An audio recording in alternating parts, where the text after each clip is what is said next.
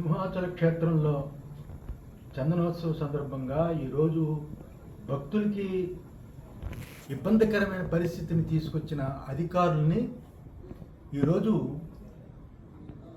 చాలా తప్పు చేశారని మేము పైన చెప్పడం జరిగింది. ఇది అధికారుల యొక్క తప్పిదం, పోలీసుల యొక్క తప్పిదం. ఇటువంటిది సింహాచలంలో ఎప్పుడూ ఇలా జరగలేదు. అసలు ఇంతవరకు ఈవో లేకపోవడం అనేది చాలా దురదృష్టకరం. ఒక ఇన్ఛార్జితో ఇంత పెద్ద క్షేత్రాన్ని నడపడం తప్పు అని చెప్పడమే తప్ప ప్రభుత్వానికి తప్పని మేము ఏ కోసానా కూడా మేము చెప్పలేము.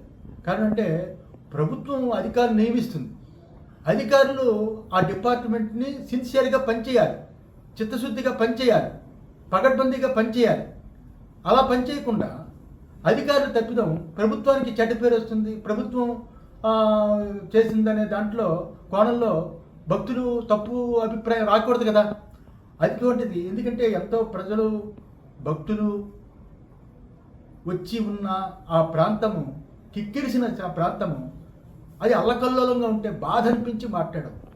నిజంగా జగన్మోహన్ రెడ్డి అనే అతడు ఈరోజు పేదలకి సంక్షేమాలు అటువంటి విషయాల్లో చాలా చక్కగా నిస్వార్థంగా పనిచేస్తుందుకు మేము అభినందిస్తున్నాం.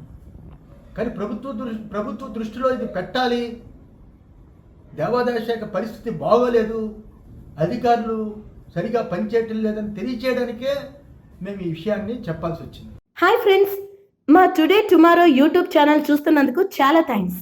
మరిన్ని లేటెస్ట్ వీడియోస్ కోసం వెంటనే సబ్స్క్రైబ్ చేయండి. అలాగే ఈ బెల్ ని కూడా రింగ్ చేసేయండి.